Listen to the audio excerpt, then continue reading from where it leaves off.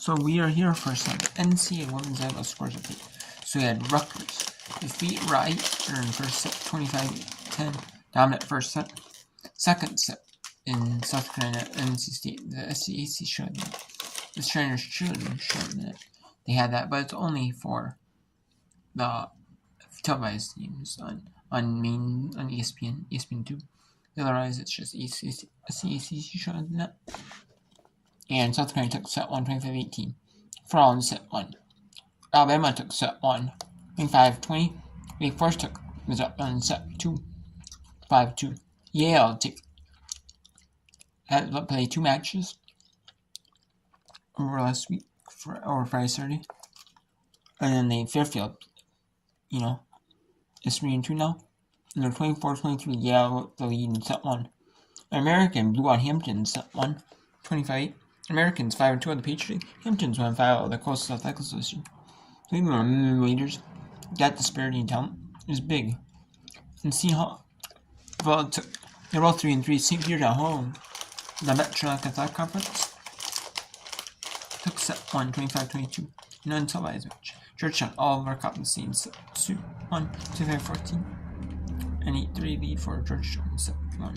1-5 Georgetown versus 2-4 Coppin State at 2-4 Coppin State. And Ole Miss up 3-0 Miami in the senior showdown. SEC showdown. And then we have one coming up. Pittsburgh and Kentucky right now on Charles Children's SEC showdown. Across the Bryant at 7 Eastern on American East TV.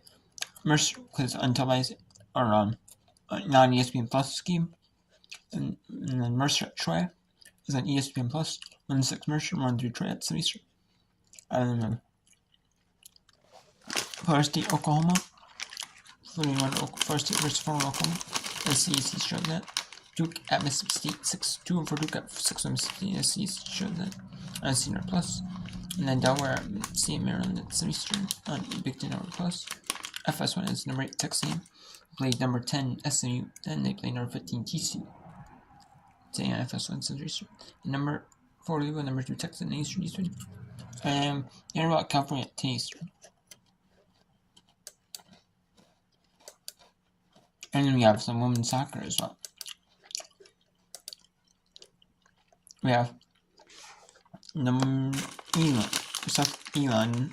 up 3-0 on South Carolina State. Omaha up 1-0 on Crane. Sicker and Bryant at 7 Eastern. Ironman and Delaware State on School 6. Or YouTube, because that's what school. Me at school's doing the same set. Swag and Swag TV for and then basketball. Like the conference championships replace Swag Digital Network.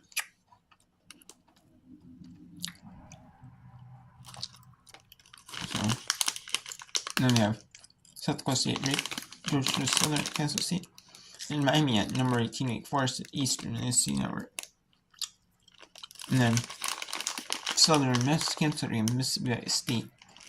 Hampton beat non-Division 1 Virginia State 3-1, and Ball State beat Purdue for 1-0. And now they have the records for teams. It's win, tie, loss. So, Southern has 2 wins, 5 losses, and Kansas State 0 wins, 2 drops, 2 ties, 4 losses. Let's go to Georgetown at Coppin. Actually, we're going to review that one.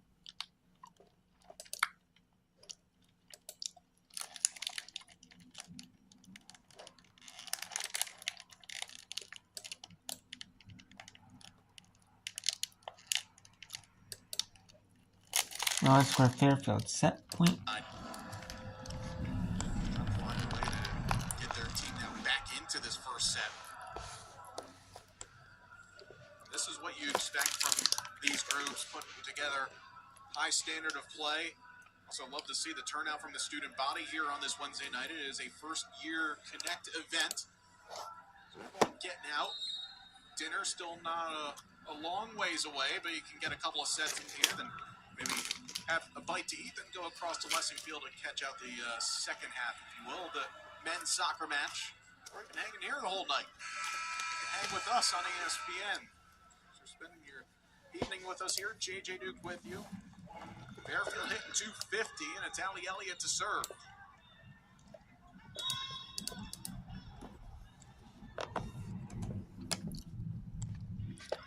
That's a good serve. Point set, though, gets a decent pass off. Kelly, that's rejected.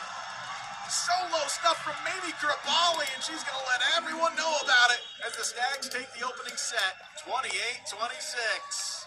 The set 1 win for the Fairfield Stags. Let's go to set. We'll go to set 2 here at Coppin State. They are hosting Georgetown out of the Big East. So we'll see here.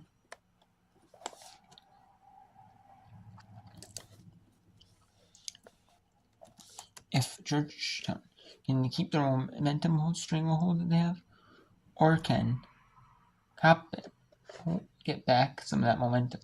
They need it. If they don't win the set, they need at least gain more momentum, like 25, like 20 even. So The serve for Figueroa is Aya Rollins, who last year was the defensive specialist and serving specialist for Coppin State. So familiar role here for her. Has changed numbers. Her and Luna swapped numbers this offseason. It threw me off.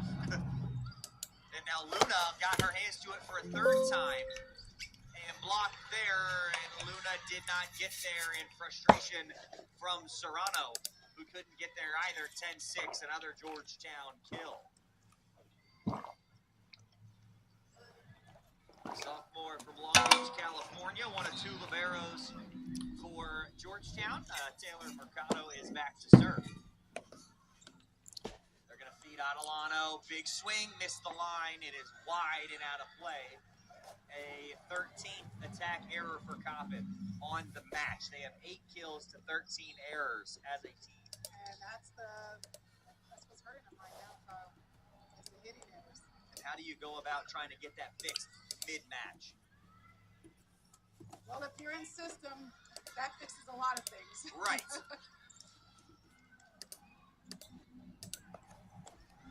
Back row try, off hands, and Stafford another kill. So what we saw over the weekend, if you followed Coppin State a little bit, whether that be watching those games at West Virginia or following along at the live stats as Citron and Zucchello check back in for Serrano and Luna, respectively. Kenya Stafford, when she was swinging, she was extremely deadly, which we've always known. Now, there were times they were out of system where she had to tip the ball, but every time she would swing, it was almost down to the floor each and every time. For that time, that was a much better aggressive swing by her. And now it'll be Zucchello. Couldn't quite get all of that one. Mitchell off of Zucchello and down. 12-7. Well, going back to Stafford, I like what they did offensively with Stafford in the back row, running a fast tempo, and her coming out of position 6, swinging with some power. Earlier, we saw her doing a lot more roll shots, but I think we need to see what we just saw, swinging with a lot more power, even when she is in the back row. Stafford backed off of the errant pass from Figueroa, and it was an ace for Urbina. Picks up her second of this match, and it's 13-7.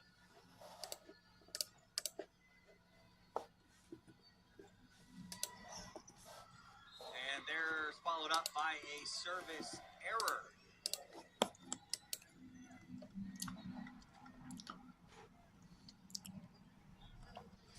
So there's 13 Georgetown over Coppin State, looking like Coppin State might be a little closer in that set, but I mean, still not looking too great for Coppin right there.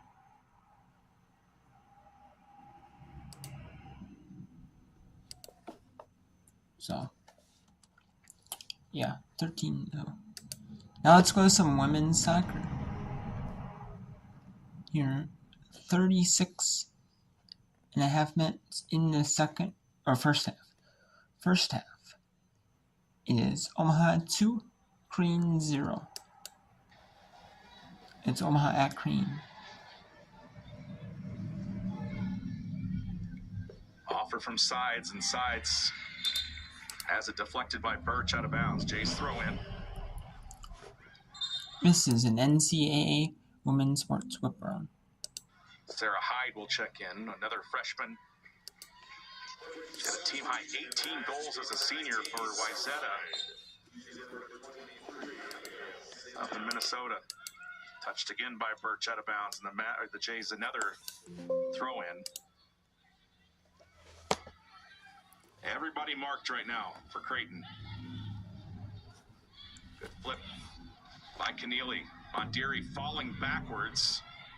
Loses control of the ball. Mavericks again will move it up. Quick pass from Sammy Edwards. Jay sent it up out of bounds. And again, that. And it's going to be 15-minute parts here in this whip around. 15 minutes. So it'll be 15 minutes of women's sports whip around. And through all the different matches in the world of women's college soccer and women's college volleyball. Be playing with the ball at their feet when they have back to goal. It's not working. Well, they're doing a nice job of doing it quickly. There's no waiting around. There's no lack of commitment to it.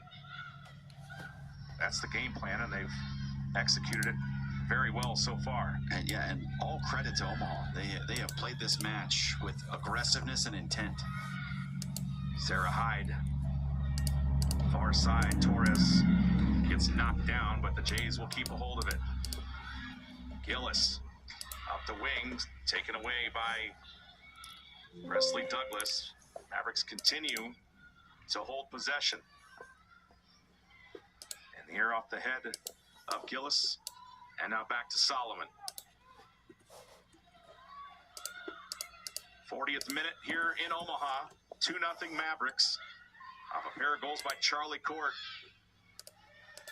Dragged by Hyde. Now Offer back inside to Hyde, and it's taken away by the Mavs. There's a quick ball by Sides, and just a little bit too much oomph on the ball sent in to the box. And she wanted that 45-yard laser beam, and it ended up just closer to the moon.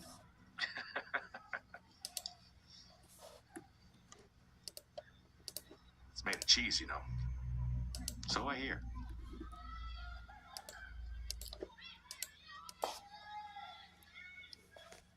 Mavericks off the goal kick. Sammy Edwards. It's Schmidt as she makes the run.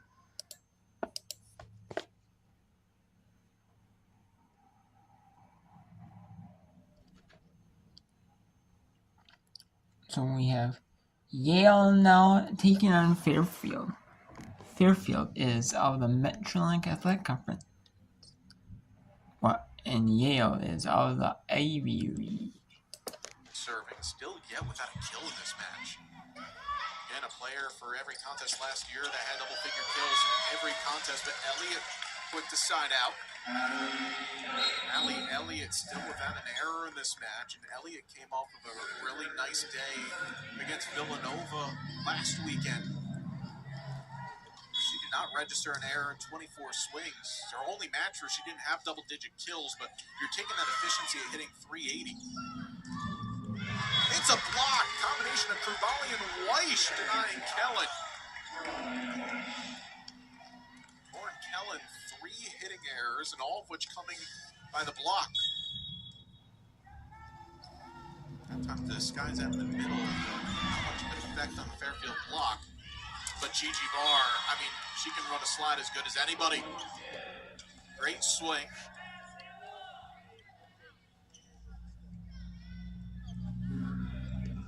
Now Lauren Kellen serving.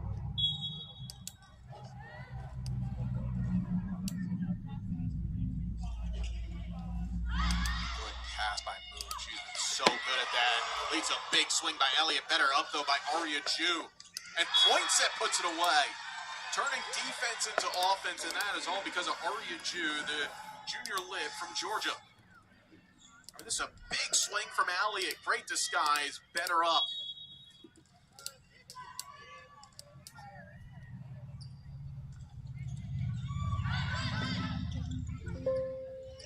Bali had to tip that over. Barr out of the middle. And over on two. It's down. Abby Jandro. How about it? Disguising that one nicely for the 9th kill of the season for the senior. Abby over 1,150 career assists. So, we will we're going to end this Whip-Around part right here. We'll be back later for some more Whip-Around. Or NCAA Women's Volleyball and Women's Soccer Whip-Around. Later. Part 2, so.